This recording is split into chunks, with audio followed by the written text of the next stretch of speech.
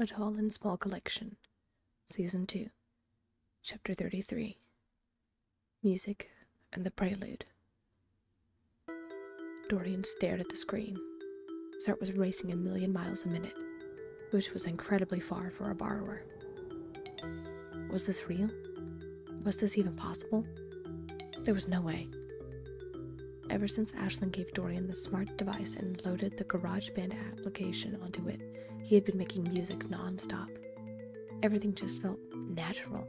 The way the instruments played at the touch of a button and brought his ideas to life was absolutely unreal. As a borrower, making music was something you never did. Now, he could live his dream. Ashlynn, after hearing some of his stuff, thought he should post it anonymously online to different websites. It took a lot of discussion and soul-searching, but Dorian ultimately decided he wanted to share his music. What was the point of making it if no one was going to listen to it? So, with Ashlynn's help and Soren's blessing, along with a thoughtful reminder that he needed to make sure Borrower Kind was not referenced or revealed accidentally, they made him an email account, which immediately linked to a YouTube page. From there, he started uploading his music. He found free online pictures and found out how to put pictures over his music. Dorian even managed to find a few free things called apps that let the image move on its own. For the past few months, he had been posting his music online to different sites until, one day, he saw he had a few comments and things called subscribers. They were absolutely thrilled with his music, based on what Ashlynn said when she read the comments to him out loud, and he helped craft a response to each and every one. It was slow at first. The comments and viewers grew. Dorian thought he was good, but never really that good. He was just pressing buttons and saying what was on his mind. And, evidently, it caught fire. Dorian took a few days from checking his sites to write and enjoy his music. During those days, something happened and, now, his heart was making his chest ache. There was no way this was real, right? Those numbers were only ever 3 numbers deep, right? There were 5 numbers on them now. 5, 6, 3, 8, 9. What did it mean?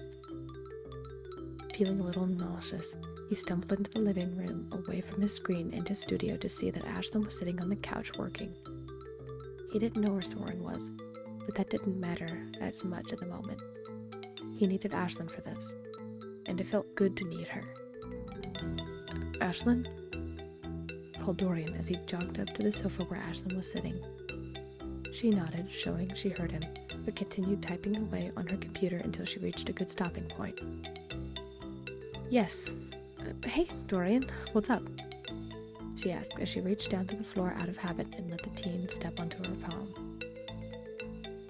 "I have a question for you about the online thing. Do you have a second?" asked Dorian as he grasped Ashlynn's thumb and let himself be swept upward toward her. The moment she saw him, her eyes narrowed. "Sure, I have a second. Are you feeling all right? You look a bit shaky and pale. Did someone say something mean?" asked Ashlynn as she gingerly set Dorian down on her shoulder and began pulling up his YouTube channel. "No, I don't think it was mean. I just released a new song a few days ago and there are a lot of numbers. I don't know what they mean, but I think I do at the same time, if that makes any sense," said Dorian. He crouched down low on Ashlynn's shoulder as his eyes fixed onto the screen. He was shaking in his borrowing boots. Why he felt so jittery, he wasn't sure. But he had a sneaking suspicion something was about to happen. Ashlynn nodded and typed with lightning speed and waited only a few seconds for the screen to flick over to Dorian's page. It was relatively simple. He had Maisie paint a logo and banner, simply calling his segment Dorian's Attic Tunes. The moment Ashlynn clicked on the latest video, however, Dorian heard her inhale sharply and felt her stiffen. "What?" he asked, feeling his nerves spike. "What is it? Is that bad, or does that mean what I think it means. Dorian, this is a lot of views, and look at the comments! Ashlynn looked through the digital letters, which Dorian could only partially understand. Dorian felt himself shaking as Ashlynn read off the comments. Dorian, you have an amazing voice. I hope you keep making music, coming out with an album. Such a great tune, and so true. Keep up the good work. Totally subscribed first. Love ya, man. Keep cranking out tunes. Ashlynn continued reading as Dorian's heart pumped nothing but air. Was this real? How could it be? He had no experience making music. This was just him goofing off. Dorian, this is amazing, cheered Ashlynn, reaching up and carefully rubbing his shoulder. The borrower teen was absolutely speechless. And look, your subscribers are going up every time I refresh the page, look! Ashlynn hit a few buttons and, sure enough, the number changed once again as the screen came up. This is amazing, Dorian, smiled Ashlynn. You're really doing great things with your music. You're reaching people. But, how? I mean, I'm not, sputtered Dorian. What? You think you need to be human to make good music and make it in the industry? Granted, we'll have to be careful, but this is good. You should be proud of yourself. Ashlynn got encouraged once again. Dorian leaned against Ashlynn's neck and continued to stare at the number. How was it possible to be this happy?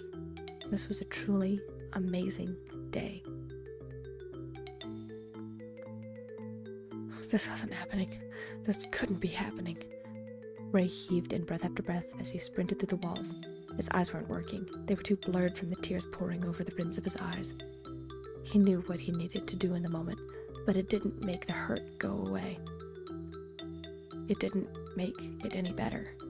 The teenage borrower slammed into a nearby wall joist which seemed to come out of nowhere, and he let himself crumple to the ground. Ray drew his legs into his body, which was shuddering violently as he lay there in a heap. What were they going to do? They had no time. He had to keep going. He needed to get up. Ray forced himself to his feet, but a choking sob made him pause just long enough to stare at his blood-soaked hands. Everything happened so fast. And Hero, how are they going to fix this? How are they going to get him back?